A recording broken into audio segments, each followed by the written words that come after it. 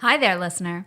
You're about to experience TADPOG. Tyler and Dave play old games, and there will be plenty of game talk, but also copious amounts of crude, off-color, offensive, and immature speech. So if you are of a rather sensitive humor constitution, we're just letting you know what you're in for with this show. It has games. It has jokes. You know, just games and jokes. Take the games, take the jokes, and have a good time.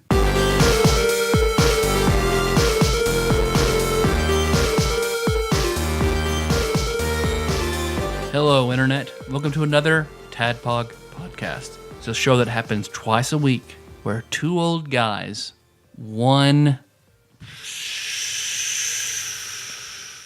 I'm trying to think of a description for Miller right I'm now. fat. Just call me fat, you asshole. A fat guy. a fat, bald old guy with a candy cane shirt, looking like a dirty, fat candy cane.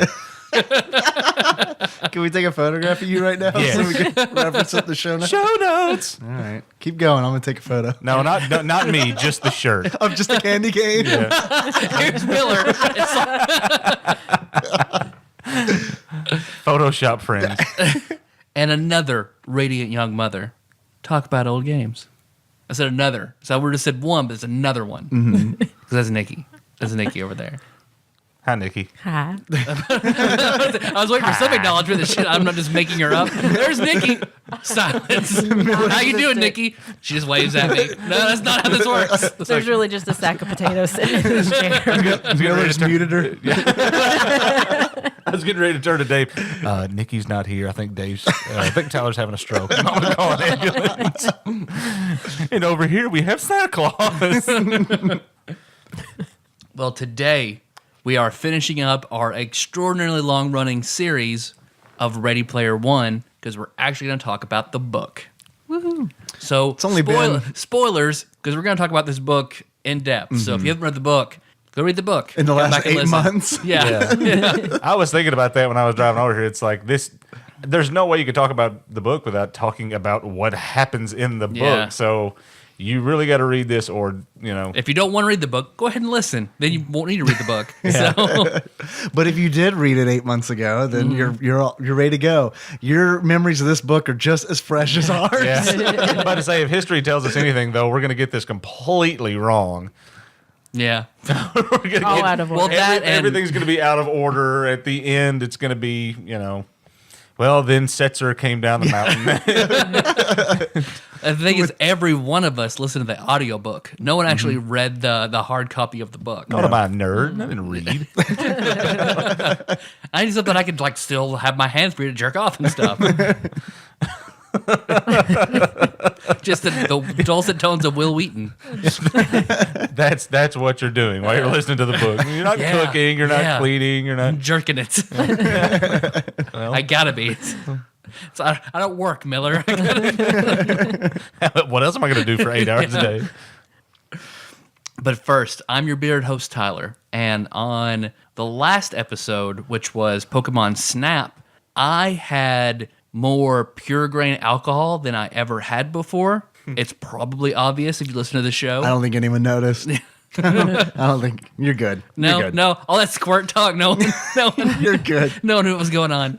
But that was probably the most nothing was swimmy on the sides of my vision, but it hit me harder than any other alcohol has. I suppose stuff that's 190 proof will do that to you, but because after we recorded that episode, we sat around and hung out for a while, and then once Nicole left, and we sat around with Jacob and talked for a while, and then once Jacob left, Dave, you and I sat around and talked for a while, and then once you left, I was here alone, and of course, in my loneliness, I have to eat, so I wanted a zebra cake. Okay. So- Zebra cakes, when you need a snack cake, Yeah. that's the go-to. I'm lonely. I need to eat a zebra cake. Right. It'll be my friend now that all my other ones are gone. It's baked lace for me. So, at this point, I'm not feeling drunk at all anymore. So, I want to lay that out here now. Okay. I was not feeling drunk at all when I got in my car. Okay. to drive down to the gas station to get a zebra cake. Okay. Just one. Just one large 75-cent zebra I cake. like to imagine you in the store just ripping the box open, pulling the wrapper out, discarding the other one that's in the bag, walking up to the counter, just placing it down. It's like Steve Martin in what's that one movie where his daughter gets married? The Father of the Bride. Father of the Bride, where he has the meltdown about the hot dog packages. I just said, what are zebra cakes? Why not just make one and smash them all together? Just want one big one. No one wants two. But I go and I get my driveway, and once I pull up my driveway, I'm just like, am I gonna throw up? No, I think I'm okay. And I get to the stop sign at the end of the road. Well, I'm almost at the stop sign whenever the vomit just like pops up. I'm like, okay, yep, there it is. I'm going to throw up. So I turn, I'm still driving, the car is still in motion, and I go to open the door to just vomit out the side and continue my path to the stop sign. Right? But That's a Kentucky full stop. but my car has a thing where if it goes over like 10 miles an hour, the door explodes. Sandra Bullock gets really upset.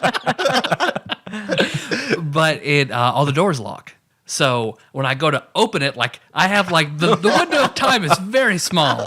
So in the time I go to it's locked, go to flip it up to unlock it, the vomit just goes ahead and comes out. So I full force vomit like into the door of the car. Oh God, that's gross. And I go ahead and I open it up and I keep vomiting, and like my door is still in the process of opening. So like I'm still vomiting onto it and into it until I get to the end of the road and I finish my vomiting. You're at the stop sign right now. I'm at the stop sign. Okay, so you haven't just gone and pulled on onto the highway. No. I'm at the stop That's sign. good. Like, so and I've got vomit all over my arm and like my door. Okay, so there's like vomit and little chunks of vomit all in like the window. Like it's an automatic window. So like it's all in the chunks. It's all in the windows, and that little pocket at the bottom is just like full. Oh. It looks like There's it's no way to clean that out. It looks like it's full of hot and sour soup. It's just awful. So you threw that car away. So like I get out and I take off my vomit shirt and I'm trying to like dig stuff out of the buttons, and like I'm picking up like handfuls of vomit out of that little console thing. Oh, you're at the stop sign still. Stop sign. So I take What off. time is it? It had to be like 2:30, 3 in the morning. I know you have a neighbor who has a dog, like right there at that corner. You should just have that dog. You hungry? I take off my shirt and like, well, I made it this far. I'm gonna get that zebra cake. So I went ahead like now you're really hungry. So yeah, they're not in there anymore. And I'm driving the mile down the road to the gas station, the good gas station, just like, oh, it's so awful in my car. I get up there, the first time I've ever proven to my West Kentucky roots and walked into a gas station shirtless.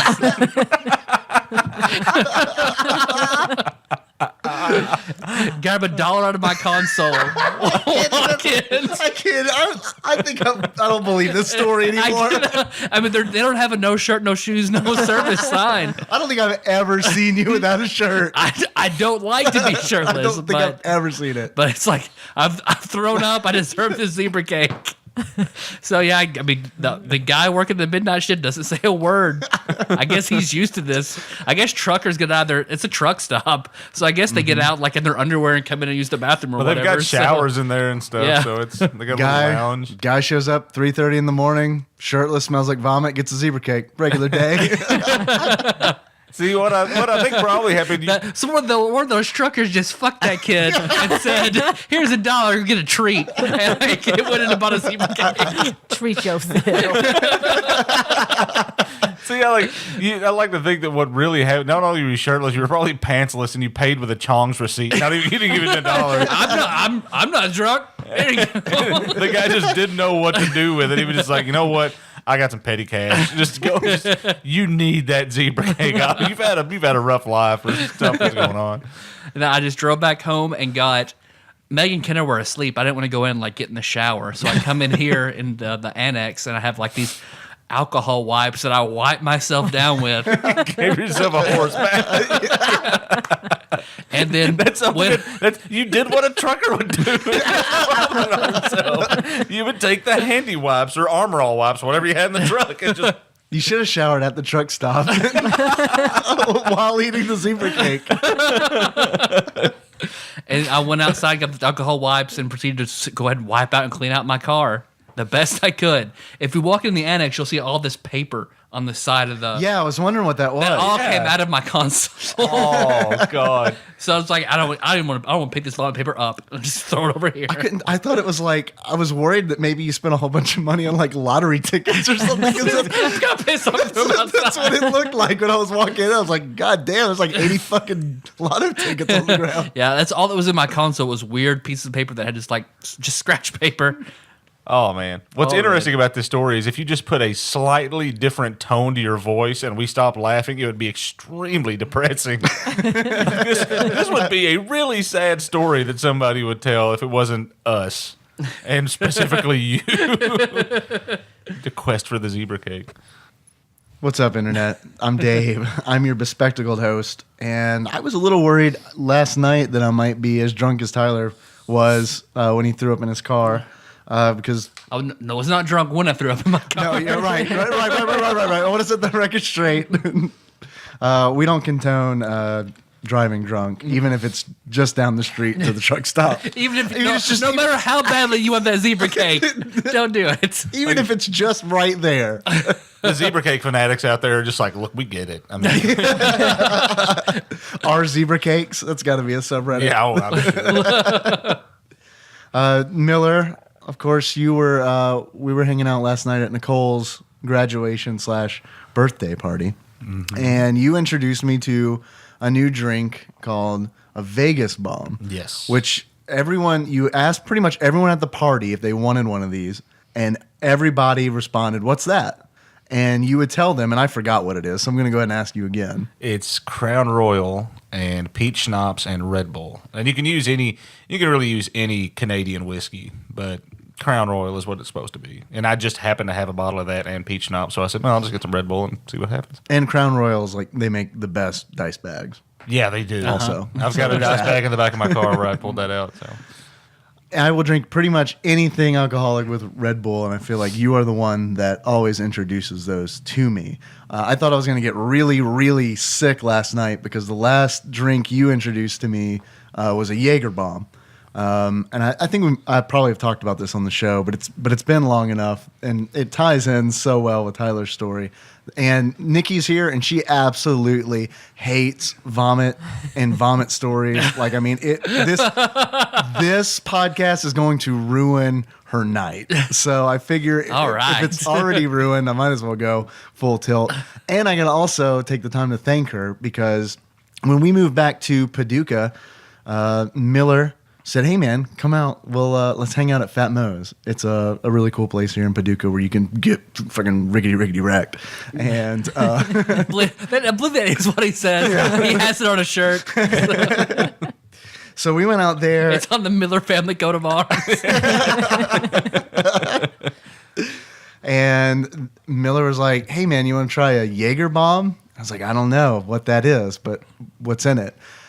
And it's Jägermeister and Red Bull. Yep. Straight up what it is. And I was like, I don't like Jägermeister at all. But, I mean, I do enjoy the taste of rotten sweet tarts, as Tyler puts it. Oh, man. Sugar-free Red Bull. Like, I drink it every day now, I'm but drinking it's one gross. right now.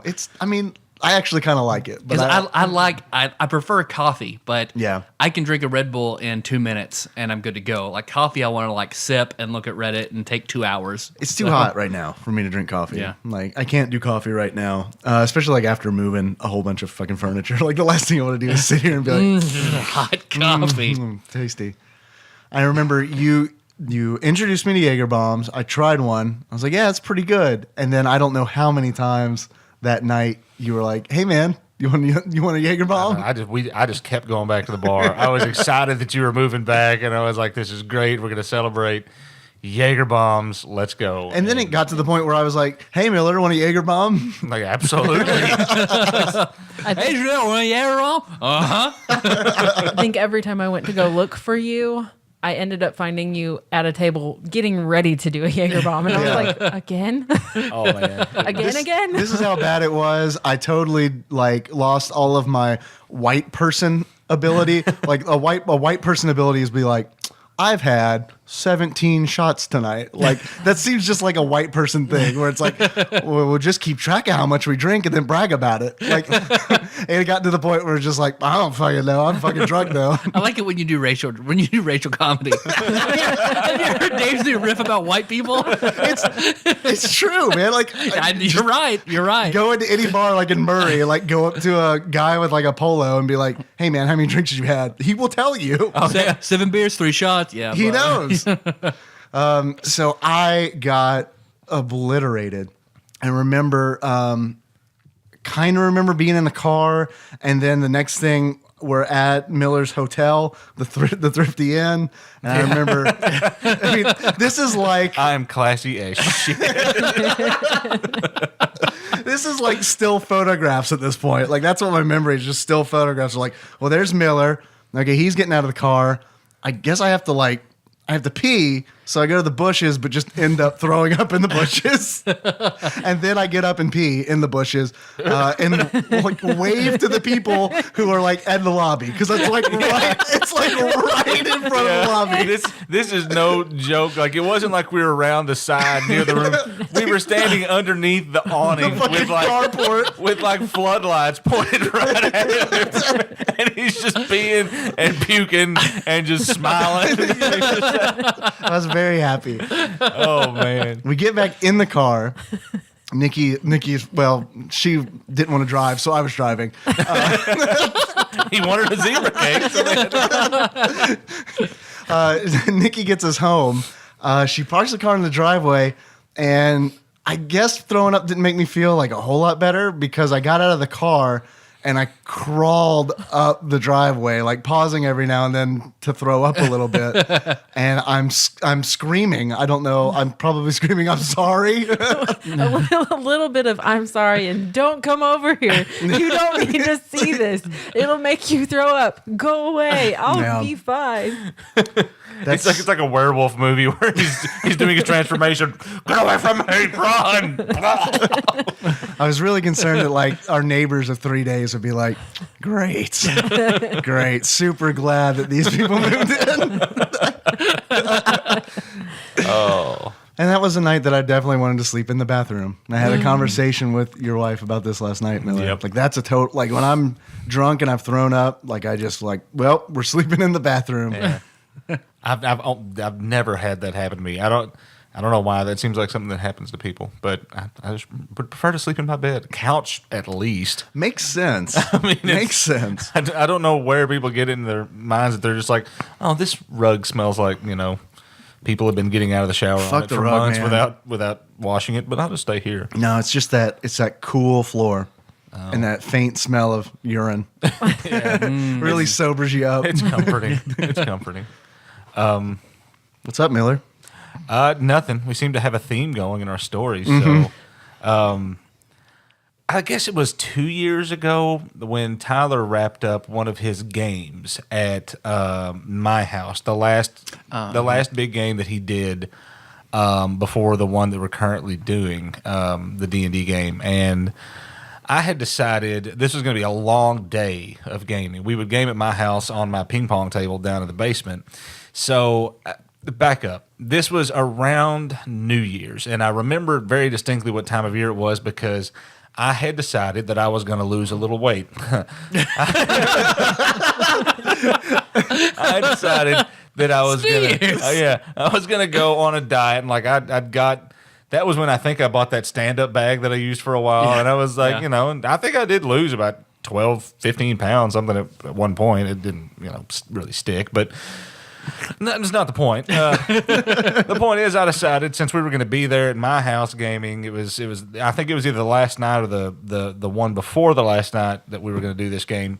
So I decided I want to get some beer and drink while we gamed. And I thought the best thing to do, since I was trying to watch what I was, eating, was to get low-calorie beer, these MGD 64s, which are just a beer with 64 calories in it. It's better for you as far as the caloric content. So, okay, that jives. That's what I'm going to drink. I get a case of it, put it in a cooler full of ice, set it down there with us, and we start gaming, and I start drinking. Well, every time I drink one, I'll set the can down and get another one. And this goes on for, a few hours. And as the night goes on, Kyle of Zombies Ate My Neighbors fame was sitting right next to me. And the look on his face grew increasingly concerned as the night drew on. I mean, we were a little ways into it, and he just kept looking over and kept looking down. I wasn't paying any attention to what I was doing. I was just drinking the beer, setting it down, grabbing another one out of the cooler. I was never even looking down. And finally, he finally had enough. He was like, "Are you okay?" And I was like, "Yeah, I'm fine." Why? He goes, "How many beers have you had?" And I was like, "Several. I don't know. I hadn't counted." He was like, "You need to count." I was like, "Why?" He goes, "Look." I looked down and I had drank 22 beers. And I stood up and I was like, "Oh yeah, I'm pretty drunk." But what I didn't know when I got those half-calorie beers, that it was bullshit half-alcohol beers. Like the alcohol content is much lower. So like I had drank, it was like the equivalent of drinking a half a case of regular beers, which is certainly no record for me. But it was just the look of just concern on Kyle's face when he was just like, humans can't do this. because Kyle will drink like 3/4 of a Zima and just be shitting on himself drunk. Yeah. Like it takes him no time to just be falling down. He's giggly on a good day when he's not been drinking. He has just a little bit of a wine cooler and he is, down for the count. But he just could not believe. So that was the night of the great many beers. From then on, it's a little bit of a legend in our little group. So yeah, Because you don't ruin games as long as you've had 21 beers. Yeah. 22nd beer. Yeah, we won't get into the fact that I threw a little hissy fit after I got that drunk after eating those beers too. Had to take down and apologize to him the next day. I think you've also just proven the fact that Dave was trying to make earlier with his story. What's You're that? wearing a polo and you knew exactly the count of beers. It's true. But Miller's not white. I don't understand. Oh. Yeah, that's funny, but no. That was an exact count. But I started thinking, that's funny though, because earlier this morning I was kind of hungover, but I know I had like 5 shots and 7 beers. I was like, that's a lot for some people, but I do that all the time. It's okay. That's a Tuesday for me. That's a work lunch. Those Vegas bombs were not shots. Like those were like an eighth of a solo cup. Well, that's how they're supposed to be, though. I mean, Oh, yeah? It's essentially a shot of alcohol and then 2 shots of Red Bull, or a shot of Red Bull Gotcha. mixed together. So, yeah. I was just surprised when you were like, "You want to do shot?" I was like, "Yeah," and you handed me a red solo cup. I was like, "Oh shit! What did I just commit to?" Yeah. Well, I'd sent the message to Josh earlier on. I was like, "How does Nicole feel about getting fall down drunk tonight?" He was like, "This feels pretty good about it." And I read it to myself. I read the text message to myself in that voice. "She feels pretty good about it." So I was like, "All right, I'm bringing my supplies." So that's the great mini beers. What's up? What's up, Nikki? Hi, Nikki. Well, I Juicy guess. Lucy Burger fame. Juicy Lucy burgers. Yum. When did you get drunk and puke on yourself? Yeah. The most recent was probably about 2 years ago.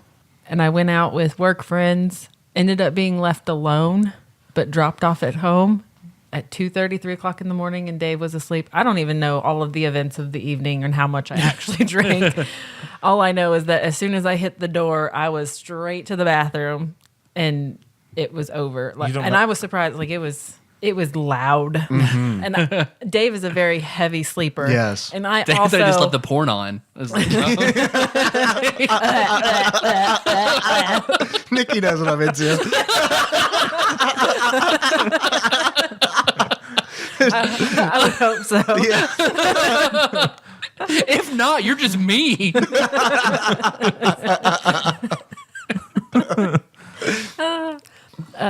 But I debated long and hard about actually getting up off of the floor and removing my face from the toilet seat to get Dave to help me. But then I was like, nope, no, not worth it. No, I don't care. I don't want a cold washcloth on my face, even though that would feel really good. I don't want my hair out of my mouth. I don't want clean hair. No. I was wondering why the story didn't sound familiar. No, I like this Wolverine goatee thing I have going on with my hair. It's wonderful. I'm not a huge fan of throwing up in general.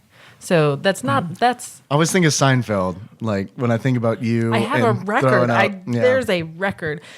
I recently got so violently ill, like not from being drunk, just sick. How people are supposed to throw up. Yeah, you that got real sick. I have no idea where it came from, what it was, but I can't even tell you the last time I got sick like that was probably in high school, around 97 or 98. So I had a good track record going. But it caught up to you because, like, when I get sick, it's just kind of like, "Bleh, okay, we're done."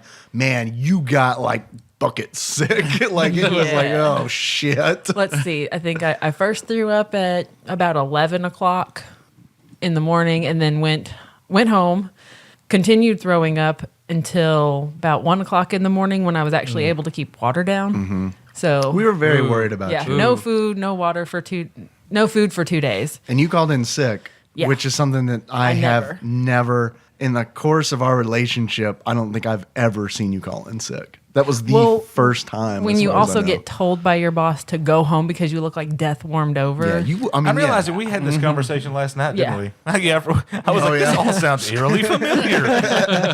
Wow, you're psychic. I just remember hearing about somebody getting sent home because they were so sick and it being kind of funny. And then like, oh, yeah, that was you. Okay, good. I remember, I think it was maybe our first date, maybe our second date, going to the Callaway County Fair. Oh, ooh. You slick bastard. I remember going there, and they had some shitty roller coaster like they do at county fairs usually.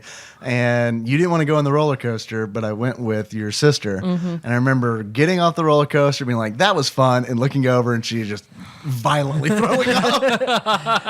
But to preface that, you guys, like, we had just slammed a whole bunch of food, like funnel cake and We had just eaten a whole bunch of bananas and milk.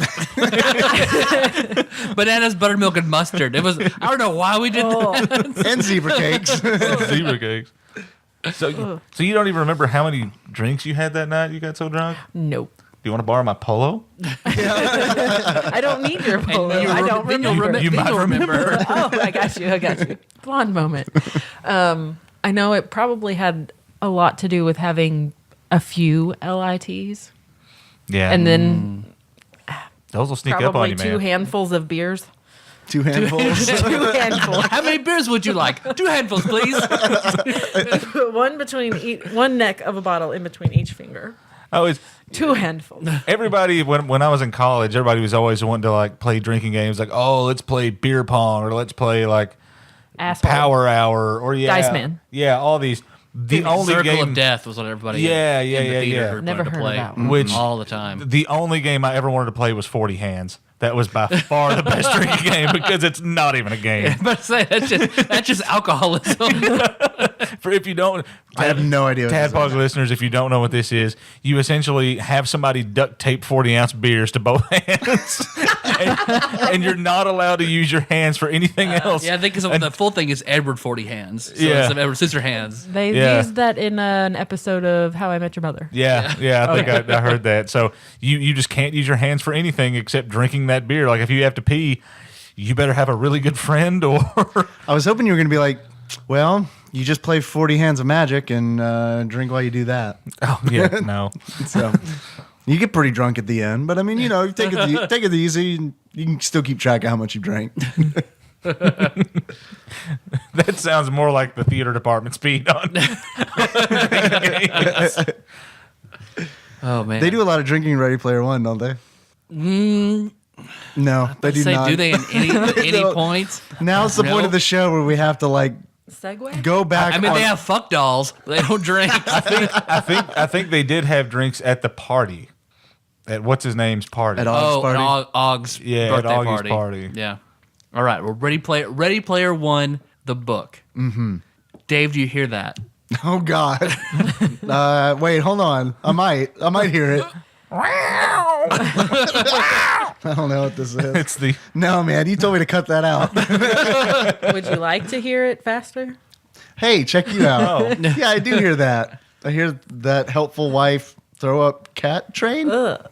Look at how privileged we are with 2 iPods in here. That, of course, ushers in a segment that we like to call Dave reads some Wikipedia. Oh, thank God! I was afraid you were gonna forget it. It's my favorite. I know. I still do it just for you. But I'm Yeah. good. Hashtag more Miller. Hashtag more Miller. Okay, guys. Ready Player One is a science fiction and dystopian novel by Ernest Cline. The book was published by Random House on August 16th, 2011. The audiobook, which we all are very familiar with here at this table, is narrated by a sexy little boy named Will Wheaton. It's Will Wheaton. Will Wheaton. Will Wheaton. In 2012, the book received an Alex Award from the Young Adult Library Services Association division of the American Library Association and won the 2012 Prometheus Award. Then it goes into a plot summary, which I'll probably go ahead and keep open to help talk about this book, but not going to read it all. I'm surprised that they don't mention in this intro that it's going to be a movie. Yeah. I think it's listed on the bottom, I think. Where are they in production? I have no idea. Actually, Do they have Trying to a- require all the extensive rights for all the references. Okay, so they don't have do they have a full cast yet? I don't know. I have no idea. Whatever. Listening to this, I was like, man, this makes such a good movie. But Yeah. how the fuck would they do this movie without being incredibly expensive? Hello, Internet Movie Database. I really want... Because all it has to happen is like for Rush just to be like, no, we want $40 million. I mean, it's Rush, so they're probably going to be like, yeah, I mean, we'll take $500,000. That's pretty good. Yeah. I really want Bryan Cranston to be Sorrento. Man, that would be good. That's how I imagined him in the book, just because we had been watching Breaking Bad. So I imagined him at his baddest, I guess, that we saw as Sorrento.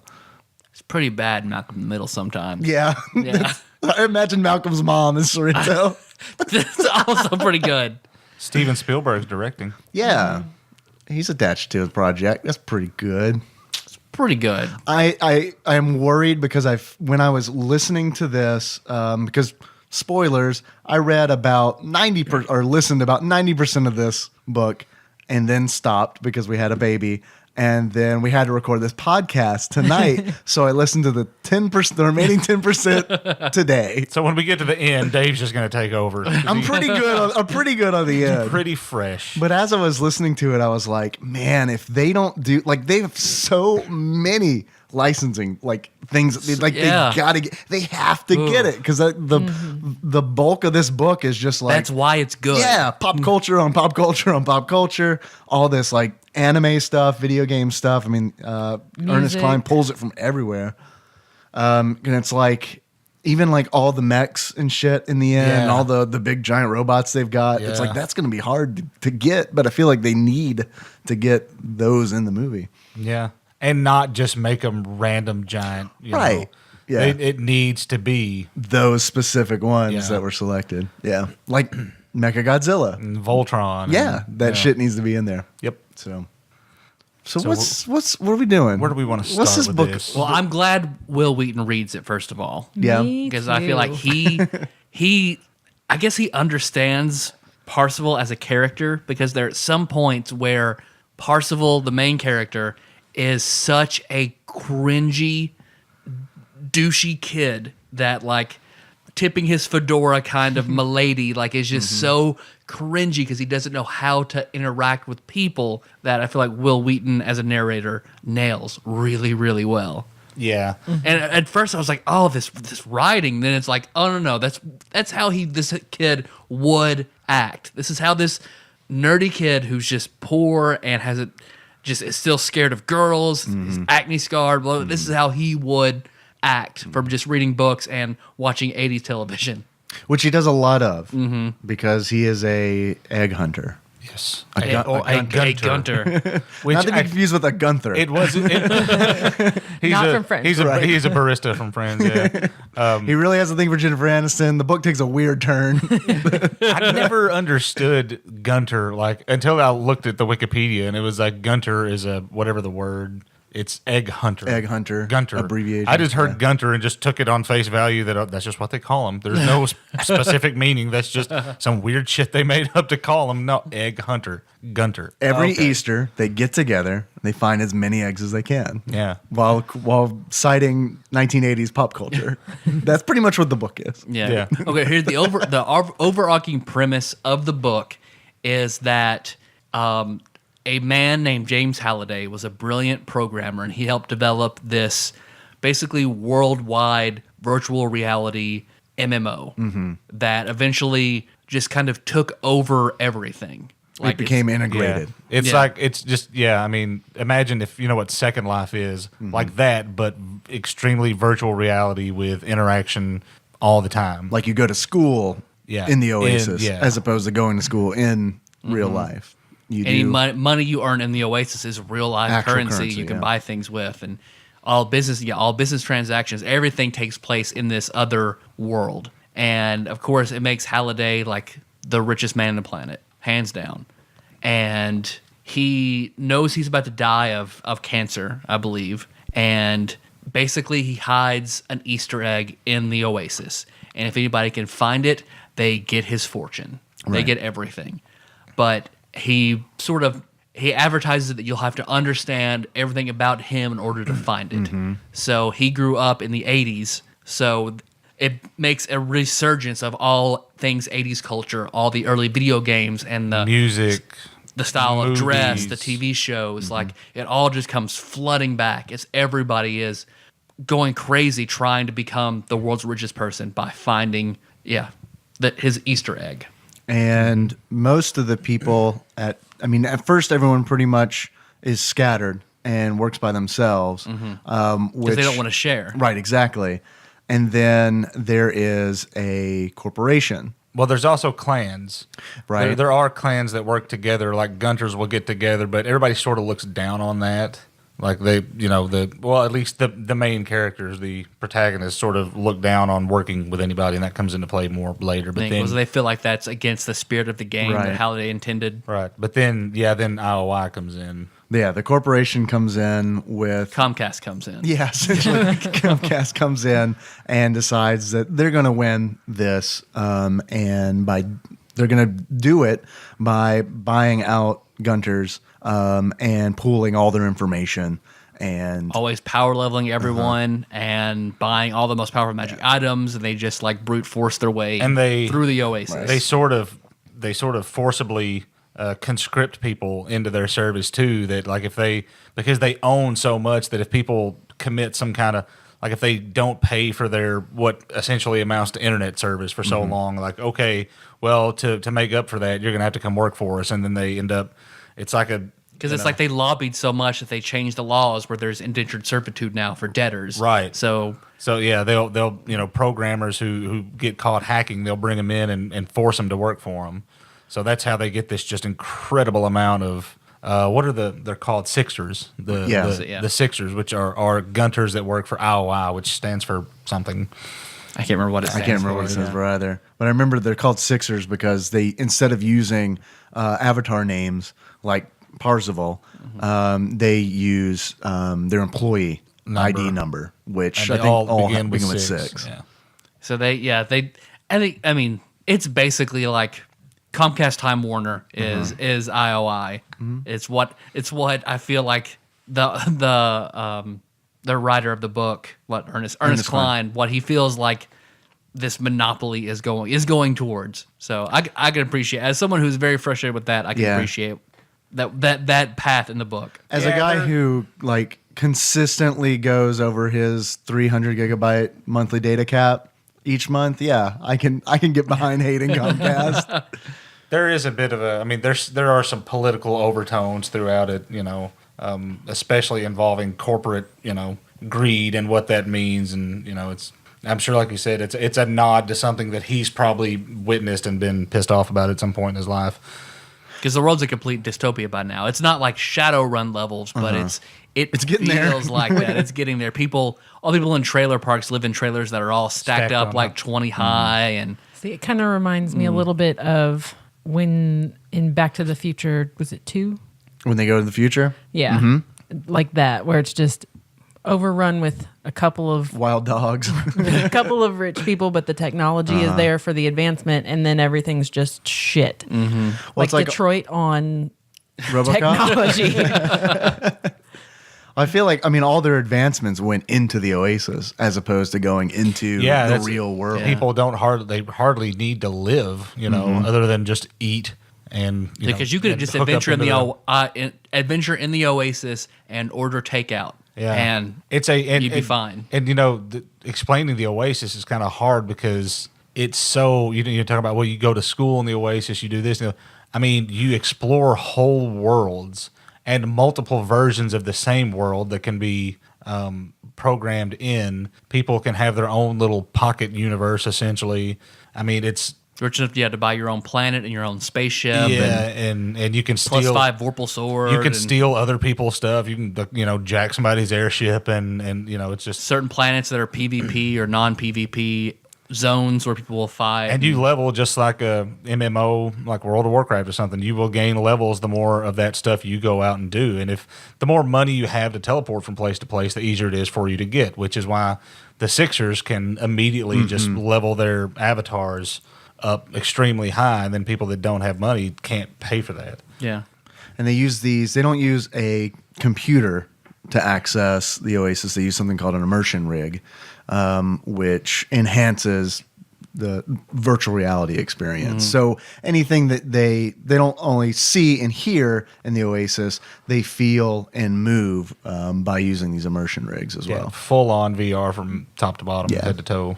So it's kind of like the Matrix a little bit, and but that you're in an alternate. That you're in VR. Yeah, I was sort of thinking about that. For some reason, I was thinking like the Matrix, and then like the Danger Room. Yeah, the Danger Sort Room of is like really that good. Really good. Because if analogy. you die, you just have to start over. Like there's no resurrection for your character. Like if you die, start at level 1. Not that anybody knows. And you have a few items that are bonded to you, like World of Warcraft, that are they're always on you. a shirt and jeans. Yeah. Yeah, and you can pay obscene amounts of money for artifacts. which is sort of for just even clothes. Vanity. Yeah, Yeah. vanity, which reminds you a lot of games nowadays. Like what's The free to play. the free to play games? It'll charge you well, we're not going to charge you, but if you want to have a green shirt, just pay us $10. And And people pay for that shit. it was interesting. We Not talked going about the that random disparity between people creating their own avatars. Like a lot of people will make humans and then look whatever you want. So in the Oasis, you could be as attractive as you want to be, or if you want to be a troll, like some people go that route. Like there are all sorts of monstrous people and furries and things like that. That people that's what they feel comfortable with in the Oasis. I like how you gestured at me when you said furries. Furries. Furries. Like you just pointed at me. Furries. Just to clarify, that is not something he is into. It's not something I'm opposed to. Say, first of all, Nikki, would you admit it if he was? Good point. I mean, Good point. He's not into that. He's not. He doesn't like it. He doesn't I want to make one it of those very clear. Have a butt plug foxtail. He does- doesn't have one. He does not have me dress up like a squirrel. He does not have me dress up like a squirrel. You don't want to see me as Nine Tails. It's rough. It's rough. I can't go into work the next morning. Gross. Because the book, starts off with Parsifal. His parents are dead. He lived with his abusive aunt and abusive stepfather. Abusive everyone. Step-uncle. Abusive everyone. Everyone's mean to him. It's awful. He has a laptop that he found in a garbage can and fixed up and torrented like tons and tons of 80s movies and things like that he studies because he wants to be a gunter. He has one friend in the world. Which is online, which is in the Oasis. He doesn't really a guy have a named friend. H. He doesn't know anybody in the real world except an old lady who will occasionally like fix him soup. Yeah. And that's Yeah. it. And he knows. Old soup lady. Yep. There's like a pile of cars like down the road where he'll go and like be alone. Like Yeah. he's small and skinny enough that he can fit into certain places that people Yeah, he's can't got a find him. van that's got like a little gas lamp in it, and I think remember they talk about he like had it was painted like the front of it where he could be in there and nobody would know. No one will see him. Yeah, it's his own little where he can go and actually like do his own shit, and no one's going to bother him because his aunt and step uncle are trying to always steal his stuff and sell it. Yeah, for money. he's afraid that he's going to steal the computer, the one because they've already stolen one computer that he had and sold it, and they're wanting to do it with his other rig or whatever. And he's not a very good gunter. That's the other thing. Is like that's all he wants to be. And his buddy H is kind of this gunter badass, and he looks up to a famous gunter named Artemis. And she's like a famous gunter blogger. Mm-hmm. She's got a blog that he kind of finds her on. And H, he's a PvPer, like he's a gladiator, which when you think of it from the standpoint of an MMO, like it's hard not to think of this as like World of Warcraft, or something, right? Especially for me, right. having being obsessed with them. But like it's a big deal in the Oasis because if you die, you're dead. Mm-hmm. That's it. So for somebody that's a badass gladiator, that's a big deal. He can afford his own chat room. Yeah, he's got his own private little chat room. Yeah, his own little basement room and all kinds of good gear and Parsifal's just got basic his school uniform and then a simple sword and simple shield he got from tagging along with H to some zone where he was able to kill a goblin. Yeah, that's all he's got. And then he works his way up from that. Mm-hmm. It's one of those things where it's really easy to root for Parsifal. His real name is Wade. It's really easy to root for him because he starts from absolutely nothing, and he's surrounded by these people that are really good at what they do, but they haven't been able to find any of the clues for the Easter egg. Because Halliday gives his first clue, and like 20 years pass, and no one's able to figure out. He says that there are 3 keys and 3 gates, and he gives them the first clue. And 20 years go by, and no one can even figure out the first clue. So a lot of people they go crazy for the first 5 years, and then slowly people just stop caring, thinking he was just joking, he's just fucking with us, he just wanted us to get into what he liked, this isn't real, and it kind of starts to die off. And then it gets really interesting when Parsifal thinks that he has an idea of where to find the first key. And it becomes this thing of he's limited. He can't get there. He physically cannot get there in the Oasis because he is broke. So it becomes this interesting thing where he knows where a key might be, but he has to. I think he asks H for help, right, to get there. I don't remember. Maybe H wasn't available. No, or it turned out he didn't want to ask H because H would wonder why you're going to go there, right. And he didn't want anybody else to know. Right. Well, the first gate was the first key was the tomb, right? Mm-hmm. Right, Tomb of Horrors, which was on the same planet as happened to be on as the school, school, right? And everyone can get to school for free, right? So he was like, "Oh shit! Well, that's where it's at." So he's like, it was on the other side of the planet, and he was like, "How am I get there?" Right. Oh, there's an away football game, and they pay for teleportation if you want to go to a football game. Was that what it was? So he says he wants to go root for his home team at this football game. They teleport him, and then he just runs off into the woods and finds the skull-shaped mound in the woods of this planet and proceeds to go inside and finds the Tomb of Horrors. Tomb of Horrors. Which we play. Hey, we played that. And now we're going to take a break for the Randy Comedy Hour. But yeah, he immediately knows because he studied pop culture in 80s and D&D. He knows exactly what it is. So he just pulls up the mod and is able to just walk through this, what would otherwise be an impossible dungeon, really. Totally against the spirit of Dungeons & Dragons. Yep. Gary Gygax, the ghost of Gary Gygax just shaking his head. Yeah. So he goes through the entire dungeon, and when he gets to the end, he finds the Lich. That is essentially, Sararak, who is the boss of the dungeon in Tomb of Horrors, but instead of fighting him, he has to complete a different task. Meg and Henry have entered. We're okay. Hello.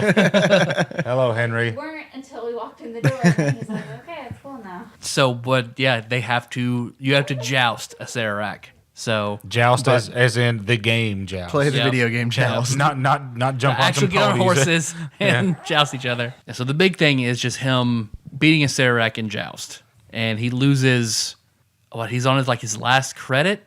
And then, so that's the big thing. That's when he finally meets Artemis for the first time. Artemis actually beats him there. She just can't beat a Sararak at all. She can't even come close to him. She's been going there for like what, weeks or something like that, right? Yeah, and it resets at like midnight. Yeah. So you can try twice in one day. Yeah. Yeah, you go. She goes before midnight. Plays is defeated, and then once it resets, she plays again. Because she can actually beat a Sararak. Because if you lose to him, then he turns on you, and you have to actually fight the Demi-Lich Sararak. She's like level 50 or 60, so she can barely just beat him. Right. If Parsifal loses, he's dead. So, Of course, what big of a loss would have that been for him though? Because he's essentially that's true. rolling other tunes. He's not level 1, but he's low. He's really low. low. Yeah. Wait for another football game, I I guess. think you mentioned like 10 or something at that Something point. like Maybe, that. yeah. Yeah. But yeah. So that's when he meets Artemis. She shows up as he's leaving, and He's beaten a Sararak. He figures out the trick to beating him because he's a fantastic joust player in the player 1 position. He's not as good in the player 2 position.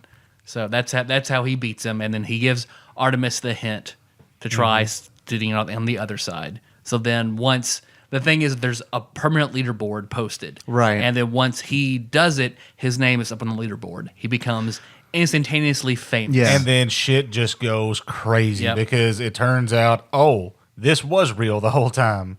Like Yeah, the people this board that had been the people vacant. who had just kind of forgot about it and thought it was a joke were like, oh no. So the whole Gunter movement just gets injected with a little bit of adrenaline, and He starts getting endorsement deals and shit like that, and his life completely changes. and still nobody knows who he is. Right. I mean, so There's one thing I understand. I mean, at least in this book, they address why characters keep secrets from each other, but it's a kind of a problem I have with all of fiction, is that like it seems like across the board in fantasy, sci-fi, no one wants to fucking talk to each other. No one will just be honest. Everybody's secretive to just a stupid point. Yeah. And like even my most loved book series, they all fucking do this, and it drives me insane that no one can communicate in fiction. But it's also or interesting. trust each other just in general. Yeah. Because I told you I had that problem with the Dresden Files book. Like, at what point is Murphy just going to say, okay, I get it, I trust you, I'm not going to try to kill you half the time. Like, Yeah. I'm not going to try to arrest you every other book. Like, just stop it.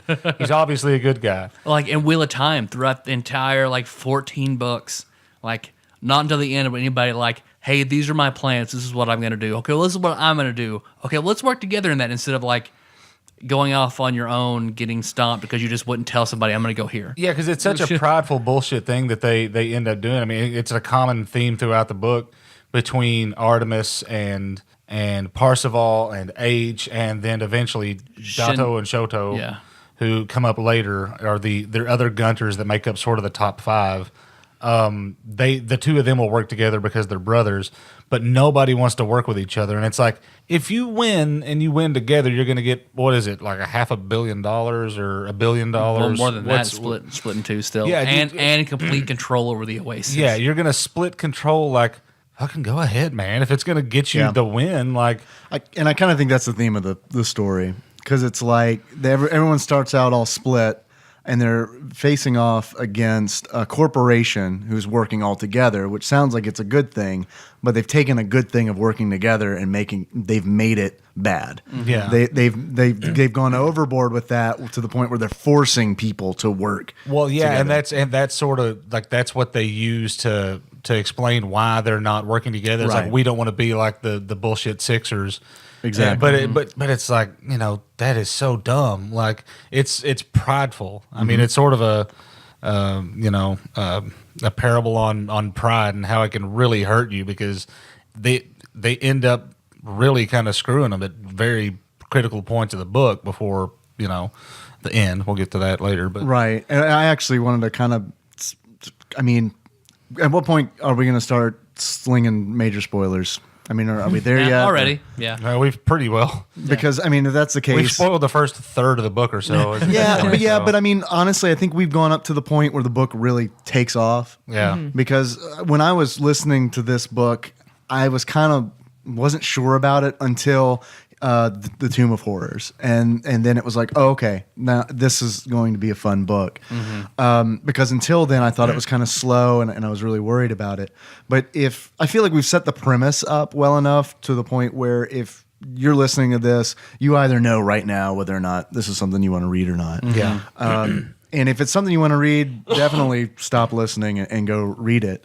But what I think is really cool is I think that working together is the main theme of the book, because they end up at the end, the way they win is Parzival, Artemis, H, and Shoto working together. Including Og, who is Halliday's partner, who they stop working together at the end, and Og could have helped.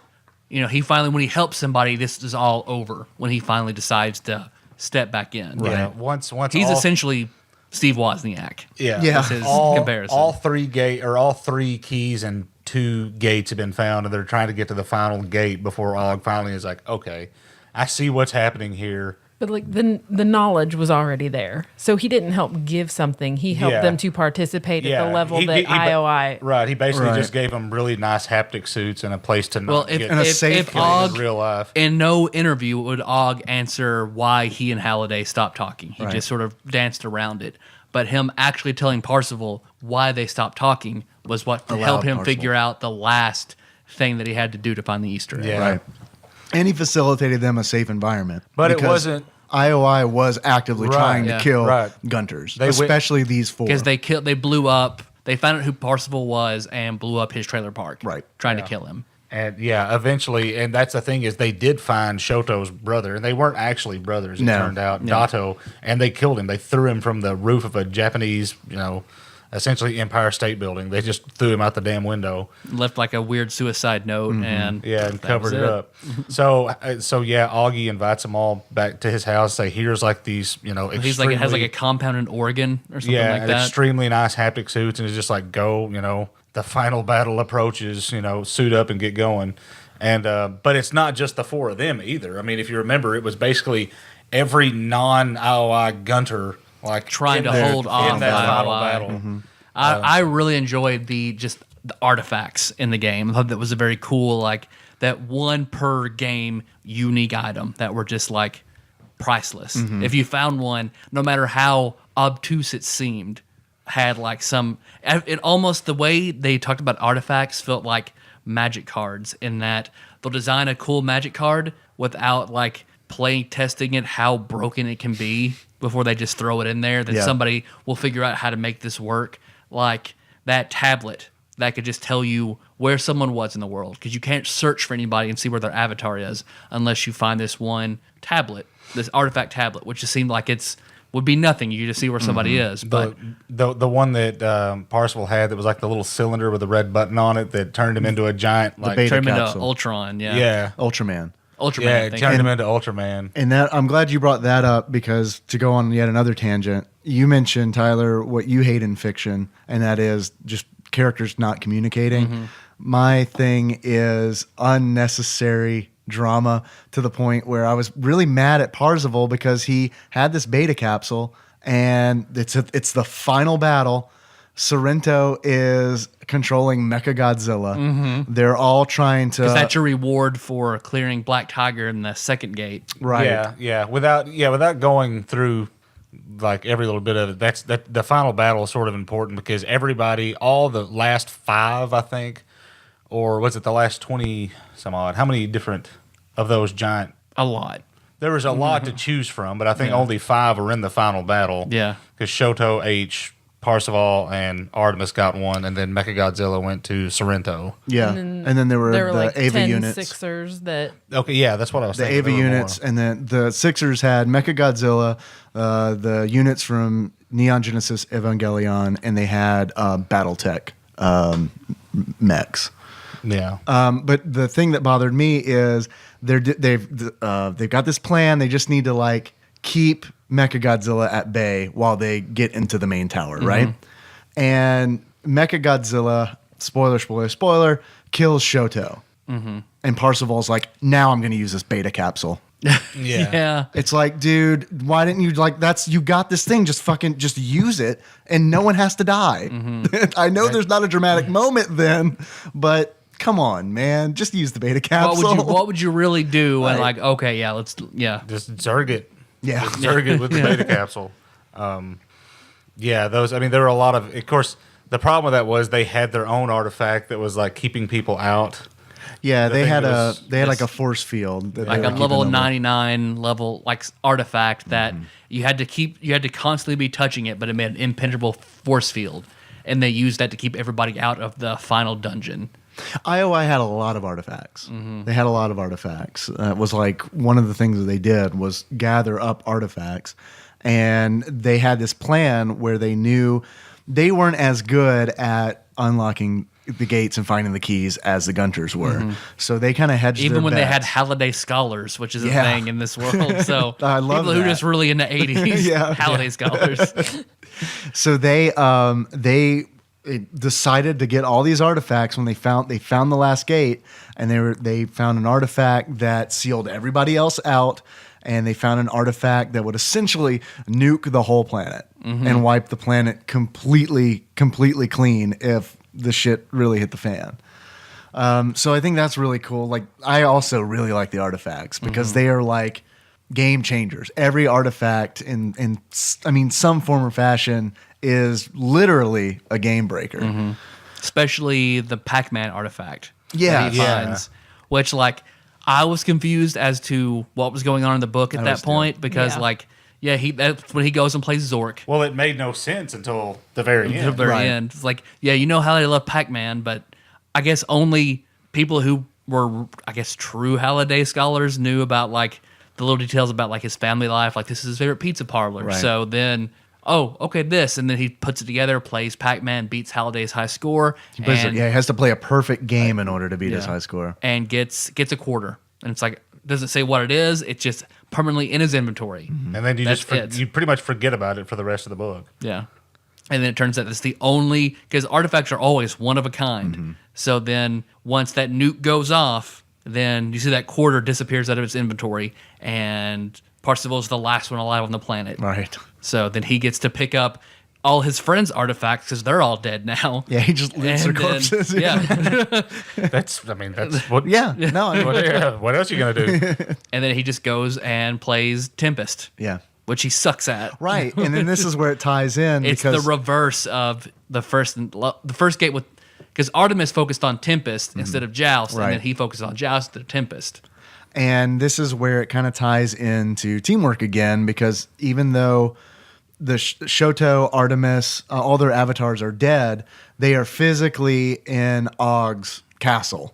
Yeah. So Og patches them all audio and video into Parzival's feed. So they're able to see and experience what he's experiencing so they can help him. And that's Artemis tells him the glitch of Tempest, where you can get, I think, like 48 extra credits because he enters the game and the modulated voice says, essentially, beat the high score or die. So through her help, he's able to progress, which is really cool. I like that. And I liked the end, going to his childhood bedroom again and trying to figure out the video game systems. And then overall, it was, and the thing is about the book, it tells you at the very beginning, Parzival makes it. Parzival is the one that inherits. So it's not like you're wondering the whole book. Right. It tells you at the gate, I won, here's how I won. Right. Which I liked. I did too. I wouldn't want that to be a norm in books, but because it's different, I enjoy that. But there's a lot of interesting twists and turns of the book. I mean, you come to find out that H isn't really what you think H is.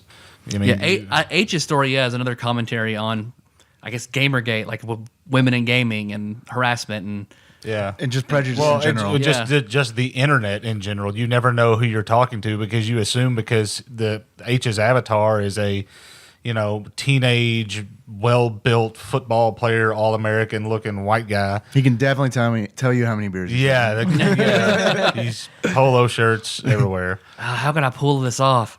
I'll always keep track of my drinks. And then when Parzival and H meet in real life to go to Ogden's house, it turns out it's an even younger black girl. Mm-hmm.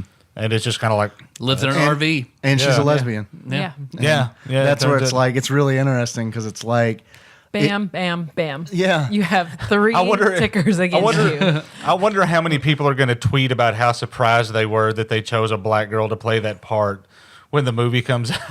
The cast reveal. Yeah, like when they did it, when they found out that Rue in the Hunger Games, and you remember that? No. In the movie The Hunger Games, when Yeah. like Rue got killed, and they were like, Spoilers. I can't believe it. Oh yeah. I'm not fucking with you. They found like Rue was a black girl in the books, but people apparently didn't know that. So they're like, I can't believe they chose a black girl to play Rue. It's like, how did you not know? Yeah, really. It's pretty fucking clear in the books. Yeah. But okay. So I can just see that happening. Like when they reveal that, it's like, oh, they're making some kind of social commentary out of a perfectly good book. No. That's a huge plot point in the book. Well, that's also like that's going to be a big spoiler too, right? They have to be careful with their casting. They're probably going to cast they'll have to cast an unknown, right? Yeah. Because Yeah. otherwise it'll be like, oh, this person is playing H. Wait a minute, H is a boy. Why is Precious in this movie? Yeah. So yeah. Nice Gabourey Sidibe. What's wrong with it? But yeah, I mean, and like you say, all the pop culture references are just a lot of fun. The whole thing with Zork and because that's the second gate, the Zork having to know verbatim the entire To War the Games. War Games, yeah, with Matthew Broderick. It made me almost want to see the movie. You haven't seen War Games? Almost, yeah, I've never seen. You've never watched War Games? Oh, what the hell's wrong with you? No, Miller, I've not watched War Games. the hell? I don't know that I've sat down and watched like an entire Matthew Broderick movie in its entirety. Yeah. You need to go watch War Games. You need to watch, and it's not Matthew Broderick, I don't think, but Cloak and Dagger. If you've never seen that, that's also an awesome '80s movie. Because I've seen like bits. Side note. I've seen basically all of Ferris Bueller's Day Off, just in different segments. I've Yeah. never like sat down and watched it all the way through. You watched it Memento style? Why's the car going backwards? I don't. Oh, okay. The pop culture references are really, I mean, we mentioned this earlier, but like that's really the flavor of the book. Yeah, Like, you can't wait till they make another pop culture reference. Like, what game that I've played are they going to talk about? That's the thing Yeah. about the human brain. Like, you just like knowing stuff and like being right and like recognizing. Yeah. Like, that's why Jerry Seinfeld with observational humor is so fucking popular. It's just people just like, oh, yeah. I know that okay, thing. Yeah. Yeah. Or pop music. Because eventually you enjoy knowing all the lyrics and you enjoy knowing what's coming next and being right. So, because like Parsifal's got an X-Wing. He's got an and- X-wing fighter, and he's got the big. He's got a really big ship too that was modeled after. What the hell was it? It was the trash. Do you remember that? It was like the trash tanker. a Jabba the Hutt ship? Is that what Yeah, you're I talking about? think didn't he have? Something like, yeah, a junker or Yeah, he something had like he that. had a huge junker, but and it was always fun to see like okay what just like with the mechs at the end. Like I knew some of them, but I didn't know all of them. Yeah, like- so I wanted to go and like look up. Okay, what is that from? Yeah, okay, that's from exactly. Gundam. Okay, that's Yeah. What Parsifal got the one from like the Japanese Spider-Man like show or something like that? Supaida Man? Yeah. I don't know I don't know if that like No, that's I feel like that was that's yeah. what it was called. Supaida You Man. just listened to this, didn't No, you? no, I did. And I don't think it's was it I don't think it's Japanese Spider-Man. I think it's something different. Well, I think, like- I think it just sounds like it is Spider-Man. Spider-Man. It is We're just Supaida-Man. assuming that it's yeah. It's something like that. But it also taught me a few things that I didn't know. Like, well, one, I had no interest in playing Zork. So once we actually played that and I really enjoyed it, I'm glad I would not have played Zork had I not read this book. Which I need to also thank Troubadour Sam of Mega Elixir because he's the one who was like, you should read this book. Read it. And he kind of, he mentioned it like 3 or 4 times where I was like, okay, I got it all written. Thank you. Thank you, Sam, for this recommendation. Yeah, absolutely. I tried to play Zork and never could get anywhere. You need to play it with Nicole and Josh. Text-based games don't make any sense because I'm trying to give it commands that it just does not understand. Yeah. Although, side note, there's a show that you can actually watch on Netflix now called Halt and Catch Fire. This John Turley was telling me about this show. makes me think of that because it's essentially about computer programmers in the 80s. And one of the big things all the programmers do is sit around playing Zork and Adventure and all these text-based games. And so it's essentially happening in the time, that show happens in the time when Halliday would have been Learning all this learning stuff. all this stuff, yeah. And they make a lot of references to those games, so I thought that was kind of neat. Was I the only one who thought that H was somehow like the personification of Halliday in the Oasis? Because that's totally what I thought. I thought they were going where it was like, oh, H isn't a real person. Because Age is actually Halliday. Yeah, 'cause it's- I suspected there would be like Halliday AI somewhere manipulating the game. because H is very mysterious for obvious reasons we find out later. you never really know much about H, about his/her identity. So I just assumed Like that it was IOI Holiday. doesn't know anything about H. Like whenever Parzival hacks in, he's able to see pictures and gets all this information on everyone else except H. And that's the moment where I was Yeah. like, man, it's definitely Holiday. It Yeah. definitely is. It's not. Well, and it come to find out too that Augie winds up sort of breaking the rules of the Oasis from time to time too. Like, he's not supposed to, but he snuck into H's.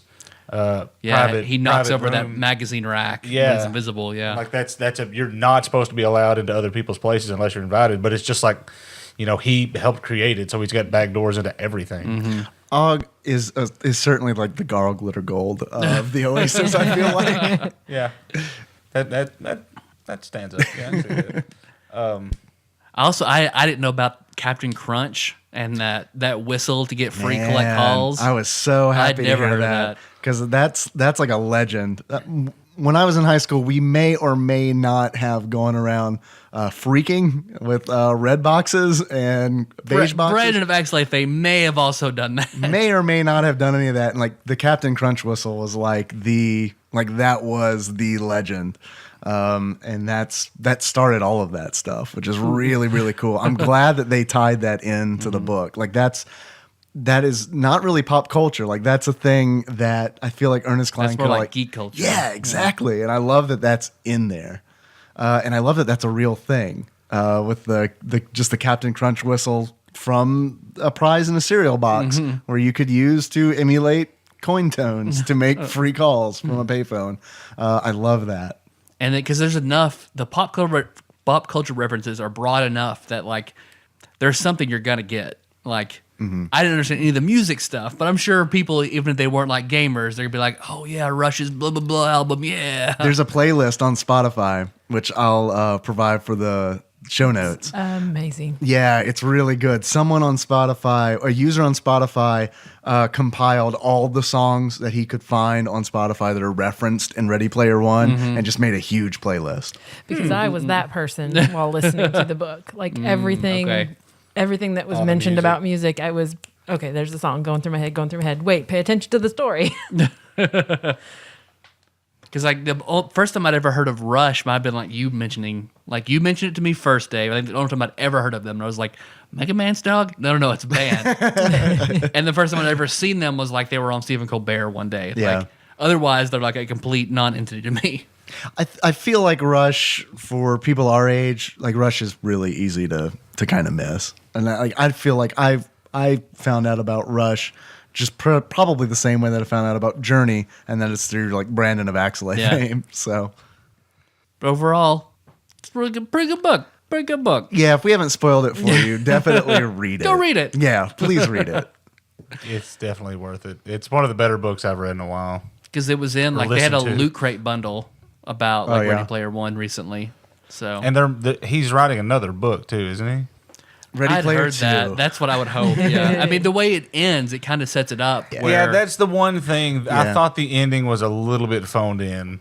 yeah. The way the book ends, it's like, it again, spoiler. I mean, but it's essentially like Artemis has been keeping Parzival at arm's length the entire time, and at one point, like just cutting off all ties and cutting off all communication. At the end, they're sort of like, because she's not. Are you a as- billionaire now? Hi, cute boy. See, the point that he loves her and professes that, and then she cuts it off. Yeah. And he goes complete opposite in this world of MMO world where you sit in front of your computer and eat and Yeah. play and eat and play. Oh, didn't- and has to retrain himself so that he can do what he wants to do. Yeah. And she cut He it makes off himself because work out. But didn't she have like a physical abnormality? She has a huge scar on her a face. birthmark. Right. Yeah. It's a huge birthmark on her face. She looks exactly like she does in the game, except for a giant birthmark. And that's like her deal. Like that's why one of the reasons she's so freaked out and doesn't want, to meet in real life because she thinks she looks awful. And that they go out of their way to talk about how her avatar isn't just like drop dead gorgeous, huge boobs, like something out of a, Japanese fighting game kind of like it's just pretty plain girl, but just not with that big, rosy birthmark. So he was digging it when it was just fairly plain to begin with, but she thought that one thing was going to be what. But anyway, the end, like they come together and they're like, maybe we can make a run of it, maybe. The end. Like it's like yeah. I like the ending. I like the ending because it reminded me of like the end of Star Wars, where it's like fucking action, action, action, action, action. All right, now we have a little ceremony at the end. Movie's over. I love that because it was just straight up like, as I was listening to it, I was like, man, I hope there's not this long fucking like drawn out like, oh man, does Artemis really love Parsifal? And like, I was just like, please don't let this be like a 45-minute deal. They like hold hands or all something this- on the yeah. fountain at the end, and that's That's like pretty much it. human contact. The end. yeah. I mean, all in Ernest all, Klein didn't want to write out a long, awkward sex scene where these people who have never Where touched two each other teenagers before. have sex in a maze. I don't understand why he didn't want to write that. Hey, all in all, it was good, but just I that was the only like real complaint I had about.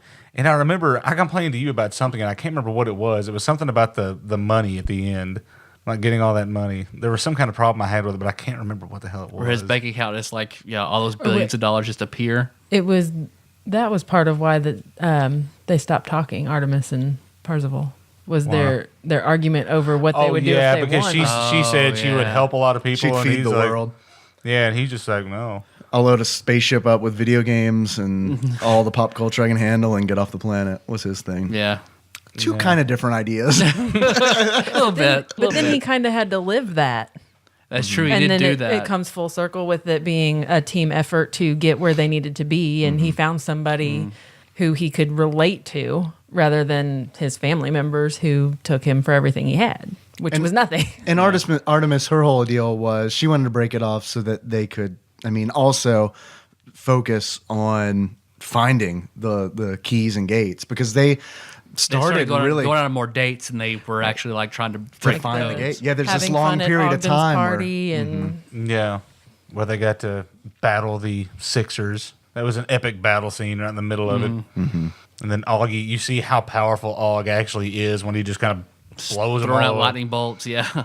and Og, he's The great and powerful yeah, Og. he's a wizard, which I think is from their D&D campaign, right? That he played with Halliday.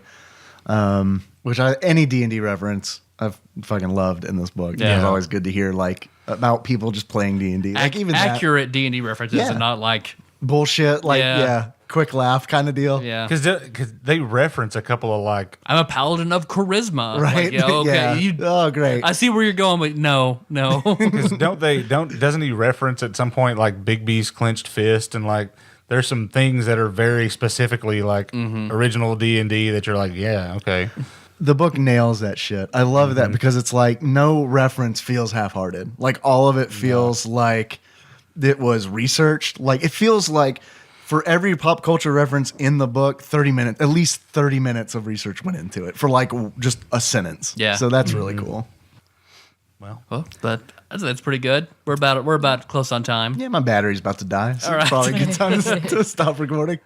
And I want to mention real quick. I got a message today from Color Mage John Sullivan that Mario Italiano is being released on iOS, Awesome. and Dave and I are in it as the two-headed monstrosity Tadpog. That we truly are. Yeah.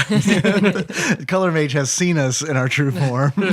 So I'll put a picture of our monster, of the Tadpog monster, up on the show notes to check that out, and another link to where you can find the game and find out about the game. And we talked to him about maybe having him on. I would We'll love to have him on. play his game, and we'll talk about it. I want to talk to him about like what it takes to develop a game and release it. I think that could be really interesting. I mean, that's stuff that I sure as hell don't know. Yeah. But that's incredibly interesting to me. But thanks for listening, everybody. You can find the show on iTunes, Stitcher, or SoundCloud. So don't miss the next episode. We'll be moving on to Dorkly's Top 25 with 21? 20. 20. I think it's 20, Ooh, with Kirby 64. Mm-hmm. We did actually get another 5-star review. We got another written 5-star review. Made me happy. So It's the we got first one in a more. long time. It's the first one in a long time, and I enjoyed it. I'm glad. But we still like those. Mm-hmm. They still help us out. So if you want to help us out, go to iTunes, leave a 5-star written review. If there's a game you want us to play or a host you want to start an episode, just leave that in there. Leave that in there, and we promise we will get to it Eventually. Hashtag more Miller. Don't worry, guys. Like Tyler said, we'll be back. We'll be talking about Kirby 64. You may or may not love it. I don't know, but let's face it, you probably love it. You're probably going to love it. So you might as well listen. In the meantime, you can always find us on tadpog.com. That's where the show notes live. You can find us on Facebook. We're at facebook.com/tadpog. There's a lot of cool people there doing a lot of cool shit. Tyler will make an episode post, and that's where you can tell us how you feel about this particular episode. Let us know if you do actually want more Miller. That's a good place to do it. You can also do it on Twitter. We're at tadpog_podcast. That's cumbersome. It's cumbersome, Miller. I realize. But thank you for everybody who is retweeting us, especially our episode tweets, our announcement tweets, and also just tweeting at us. That's also a good place to let us know if you want more Miller. You can do that with a very simple hashtag more Miller. Or more Nikki. Or more Nikki. Yeah. I'm going to hashtag more Nikki. Okay. I don't tweet, but Other You're just than- going to stand in your yard and shout it? it's spray painted on the side of my car. We've got a Patreon. That's a thing that we've got. If you want to donate to us, to the show, we encourage you to do that. Don't feel like it's something that you have to do. But I want to thank a few people who have donated recently. Of course, we mentioned Zeus Laser a while back.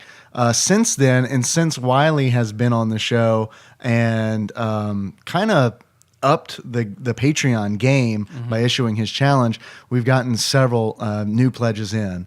So I want to thank Stephen Newbold. I want to thank Tyler Dunnigan. Tyler Dunnigan. We need to get you back on the show, man. Of course, Wiley. We want to thank Maester Wiley. Phil Hawkins upped his pledge, so thank you. Sandwich. I guess we got to do a new thing with sandwiches. Exalted Sandwich Lord. What's higher than a lord? I guess a baron. We've already got Ruby Baron. Sandwich Duke. Sandwich Pope. Sandwich Pope. I like that. Phil Hawkins. Well, where are you going to go congratulations. from here? I mean, how do you go above a Sandwich Pope? Sandwich Jesus. So I don't know. Let's find out. Phil, donate more money. I was thinking, is Pizza Pope above? Pizza Pope. That's Blake. Also, Exalted Lord Mike. He upped his pledge. So thank you very much. Let's see. Because when he found out that Stephen Newbold had outbid him, he like nope, had to up it again. and Which Stephen Newbold, we got a message from him saying his OCD would not allow him to have that weird amount we had. because it So he wasn't an fixed even it for number. us. It was not a No. round number. It was like something in 85 cents or Yeah. like 87 cents. Yeah. It was pretty awful. It was bothering me, So which is hilarious. OCD Yeah. Lord Stephen Newbold. He rounded the number out, and Exalted Lord Mike like the next day was like, "Nope, I'm gonna up mine by an odd amount." So I'm fine with all that. I want to thank Time Lord Josh Edwards, who has pitched in. Thank you very much. Saint Zach upped his pledge. Thank you very much. And now we are caught up. We had a lot of activity, and I feel like we owe a lot of that to Wiley. Yeah. So thank you very, very much, Wiley, for issuing a challenge. And thank you for Tadpog Nation for stepping up to that challenge. That's really, really awesome to log into Patreon and see that number has really jumped. So that's And cool. on top of that, Chandra bought me a game on Steam and then basically told me my choice in Magic deck sucks. So whenever I get to meet Chandra, we're gonna play Magic and we'll settle this. We'll figure it out. Are you gonna do like you gonna do it legal rules, like, or are you gonna pull out some old school cards? I'm gonna use my deck that is not standard. Okay, all right. So it's I forget what. It's not Legacy or the one above Legacy, but it's not standard either. It's I don't want her to show up with like a street legal deck. Yeah. and you're like, I'm like, Black Lotus, Black Lotus, Magic Circle, Magic Circle, Magic Circle. The hell you people It's talking none of about? that shit. It's none of that shit. Black Lotus. Black Lotus your ass. That's how Magic games go, right? People talk like that? Yes, Bow! Yeah. Rickety Rex! we do normally have a hype man at our Magic games. Ow! Snap! You just got dragon, bitch. I'm not joking. Who was that guy that used to be on all the Little John videos that had like a white mask or something that just jumped around? Guy Fawkes? Maybe. Yeah, I think it was Guy Fawkes. Remember that sweet Little Remember John that guy in the white Fawkes? mask? I don't know what you're talking about. Like it was like a half like a Phantom of the Opera mask or something like that. And he was a dancer. Was it talking one of the about- Jabberwockies? Maybe. Because yeah, that's maybe the it. Jabberwockies things. Those are the No. dancers that wear the what? No, because it's not. I know that I'm right about the Jabberwockies the- wearing masks. Yes, but they don't have even know they what don't the- have a partial face mask. Nobody Oh. knows what any of the Jabberwockies actually look he like. had like a partial mask. Maybe it was a full mask. Maybe I'm remembering it incorrectly. That sounds right what you're saying, though. Oh, either way, this guy sounds like a weirdo. The Jabberwockies masks kind of look like the sun god for the key in Mario. Yeah. Phantos. Yeah. Yeah. I don't even know what you guys are fucking talking about. I've never seen. I mean, I've read the Jabberwocky, but I mean, I don't remember No, dancing it's around with masks. No, The it's a sword your dance sneaker show. snack. Yeah, no, it kills the, the backup purple dancer. sword. Yeah, I got it. They were on America's Got Talent. They are a dance crew. They've got a Oh, that show. explains why I don't know. They've got a show in Vegas. It was a different show. Well, Like- fuck it. They were on TV. Similar to Jesus, So Nikki. You Think You Can Dance, and it was like crews of people that I don't know. I It was- believe you. I watched it for the first No, couple that of I seasons. definitely believe you. It was Step Up.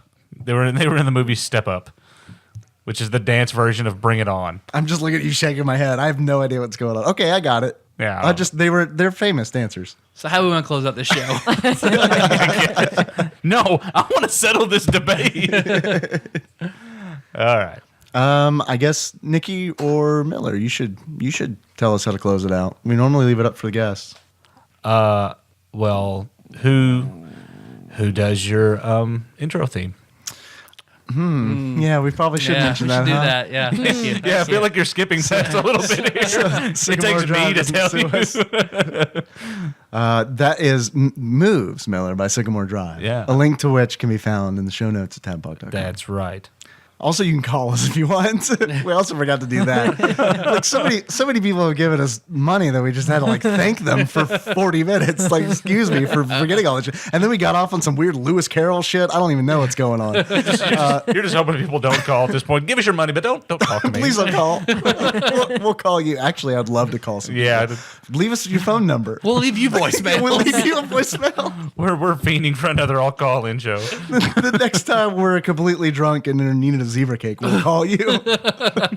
If you want to call us, Just hope you're an Uber driver. And come get us. you can at 270-883-2555. Leave us a voicemail if you want. Keep it under 3 minutes. That's good. If you have any questions, we really like questions because those usually play well on the show. You can text us if you want at that same number, but only do that if you want me to mess up what you say, because that's pretty much just what I do.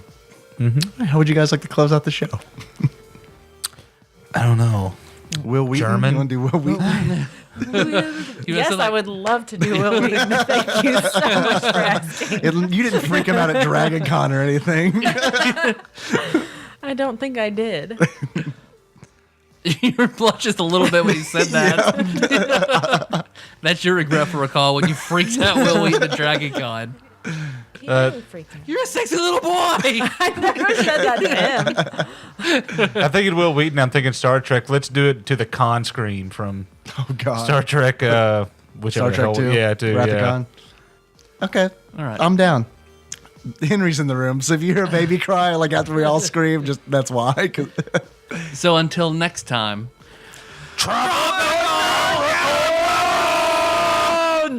Wow, that is the most clipping the mics have ever done. We are sorry for your. There's a solid blue bar for like 3 seconds. Ow. That probably wasn't a good idea.